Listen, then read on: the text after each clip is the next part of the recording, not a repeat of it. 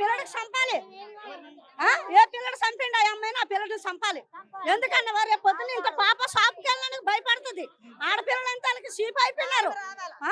న్యాయం జరగాల, న్యాయం జరగాల. పిల్ల తల్లిదండ్రులు కూడా న్యాయం జరగాలి. ఎక్కడ వాడా మాకు తెలియదు. మాది వరుస, మాది వరుస. మేము బతకడానికి వచ్చినాము. సంజీవరావుకు ప్రతి సేనాలు వేసాండ్రు. రేపు పొద్దున్న వయసుని పిల్లలు ఎదురు అన్నారు. సంబంధాలు వస్తాయా? ఎక్కడ జాబ్ దొరుకుతుంది ఆయనకి? అలా ఆవిడకి ఎక్కడ జాబ్ దొరుకుతుందా? మేము ఎలా బతకాలా? మేము కడుపుకు బతకడానికి వచ్చినాము. 50 సంవత్సరాలైంది మేము వచ్చి హైదరాబాద్ లో అడుగట్టి. మేము ఒకరికి సంపడానికి రాలేదు, కడుపుకు బతకడానికి వచ్చినాము. మేము మంచి బతకాలని వచ్చినాం కానీ మా మీద ఇంత నిందెట్టారు. సంజీవరావు మంచోడని ప్రతి సేనాలు వెయ్యాల. మాకు న్యాయం జరగాలి, మాకు న్యాయం రావాలా. అది మాకు న్యాయం జరగాలి. అబ్బాయి ఎవరో మాకు తెలియదు. అబ్బాయి చంపిస్తే మా వాళ్ళకి వేస్తారు పోలీస్ స్టేషన్. మా మీద నిందేసి 5 రోజులు దొరికింది కదా. దొంగ దొరికితే పోలీసులతోటి సంపనికి చేత కాకపోతే ఇంటికి తీసుకురమ్మని లేడీసే చంపేస్తాం మేము.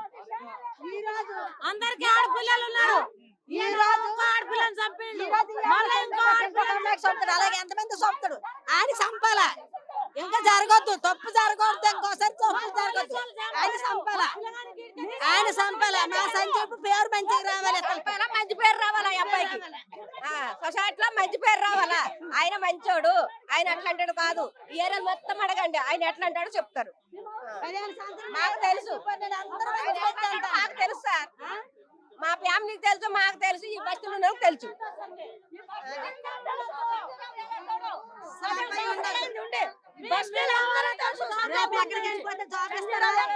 ఇంటికాలు సంజీవరావు గురించి తెలుసు.